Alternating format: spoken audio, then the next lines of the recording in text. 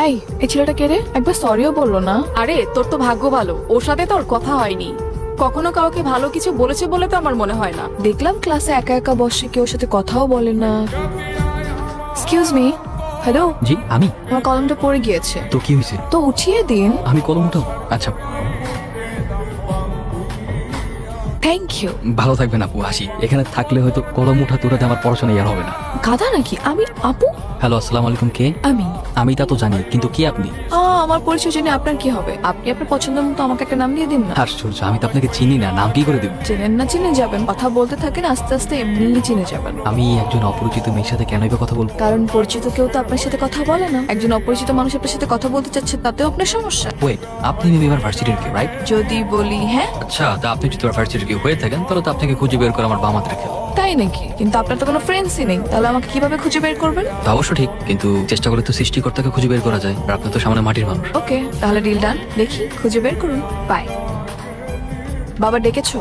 তুমি নাকি বডিগার্ডদের তোমার সাথে ভার্সিটিতে যেতে নিষেধ করেছো? হ্যাঁ। কারণ বাবা, তোমার এসে বডিগার্ডদের জন্য আমার কোনো ফ্রেন্ড আমার সাথে মেশে না, আমার কাছে এসে কথা বলার সাহস পায় না। একটা মানুষ একা একা কতক্ষণ থাকতে পারে তুমি বলো তো? অনেক তো হয়েছে বাবা, অনেক হয়েছে। আমাকে এই চাপ দেওয়ালের মধ্যে অনেক বন্দি করে রেখে আমি তো বড় হয়েছে, এবার একা ছাড়ো। আমার মেয়ের লাইফ যাতে রিস্কে না পড়ে এই জন্য বডিগার্ড রেখেছি। আর বডিগার্ড রাখাটা আমাদের পারিবারিক রীতি। কাল থেকে তুমি বডিগার্ড নিয়ে ভার্সিটিতে যাবে, এটা আমাদের পারিবারিক রীতি। আর তোমাকে বলে দিচ্ছি, তুমি যদি আমাকে পাঠাও ওদেরকে আমার সাথে, তাহলে কিন্তু ভার্সিটিতে জব অফ করে দিব, নিজেকে চার দেওয়ালের মধ্যে বন্দি করে ফেলবো।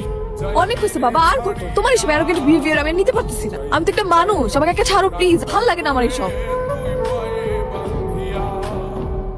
কেসটা কি রান ভাই?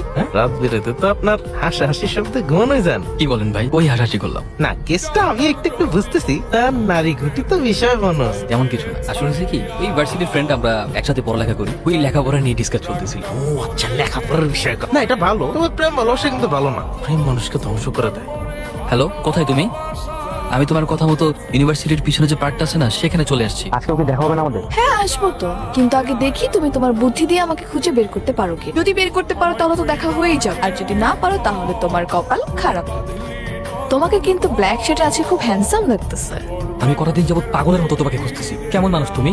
একবারের জন্য সামনে আসতেছো না? শুধু শুধু ভয়েস শুনে কি তোমাকে ডিটেক্ট করতে পারবো না? এই এত আকুল হয়ে গেছো কেন আমাকে দেখার জন্য? হ্যাঁ, যখন সামনে থাকি তখন একটু পাত্তাও দাও না, ঘুরেও তাকাও না। এখন তো কি? হ্যাঁ, আমি যদি সত্যি সত্যি তোমাকে চিনতাম তাহলে তোমার উপর থেকে আমার চোখ কখনোই সরাতাম না। তোর এই অপমান আমি কোনোভাবে নিতে পারতেছি না, বুঝছস? তুই মাইর খেয়ে ফিরে আসছিস। আমি হলে কি করতাম জানিস? বাদ দে, তোর এই নিয়ে আমাকে একটা রিভেন্স নেওয়া লাগবে। রিভেন্স বুঝতেছিস না? তুই ওর কারণে মাইর খাইছস, সেম তুই ওর একটা মাইর দিবি। আর আমি জানি ও এখন বডিগার্ড ছাড়া ভার্সিটিতে আসে।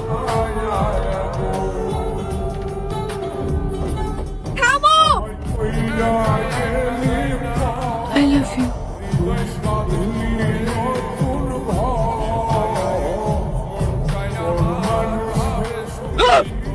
কি হলো রেন ভাই, আপনি এরকম সিলাসিলি করতেছেন কেন? আপনি কি ভূত দেখছেন নাকি? ওয়াশরুমে তো কিছুই নাই। ভাই আমার জানি কি হয়েছে ভাই। আমার কেন জানি মনে হয় কেউ যে সবসময় আমার সাথে থাকে। আমি এক সেকেন্ড আগে আমার সাথে কি হয়েছে আমি সেটাও মনে রাখতে পারি না। কেন জানি ফিল হয় কেউ একজন আমার ভিতরে থাকে। আচ্ছা, ভিতরে আছে বুঝলাম, কিন্তু আপনি ওয়াশরুমের দিকে আঙ্গুল দিয়ে কি দেখতেছিলেন? ভাই আমি ওয়াশরুমের আইনে একজনের প্রতিচ্ছবি দেখি, আর ওই লোকটা আমাকে কি যেন বলতে চায়। ও মনে হয় আমার কাছে কিছুটা চাচ্ছে। নাউজুবিল্লাহ, কি করেন রেন ভাই? আপনার উপরে কি কোনো জিন পরে ছায়া নামলো নাকি? আপনার কি কোনো থেকে নিয়ে যেতে চায়? কি ব্যাপার? তুমি কি কোনো কিছু নিয়ে ডিস্টার্ব? তোমাকে কেন জানি ঠিক লাগছে না। ম্যাডাম কি যে কন আমগুলো কাপসি করবো না মেলাকে কারো বাপের বলা আছে নাকি? হ্যাঁ, আর যদি কোনো মন্দির বলা কেউ যদি আমগুলো কাপসি করবার আহে বুঝে না, আস্তে করে বামা দিয়া চামেলা চিবা হেলা। কি রেহান, তুমি কিন্তু অনেক ইন্টারেস্টিং। আমি কিন্তু আগে বুঝি নাই তুমি এতটা ইন্টারেস্টিং।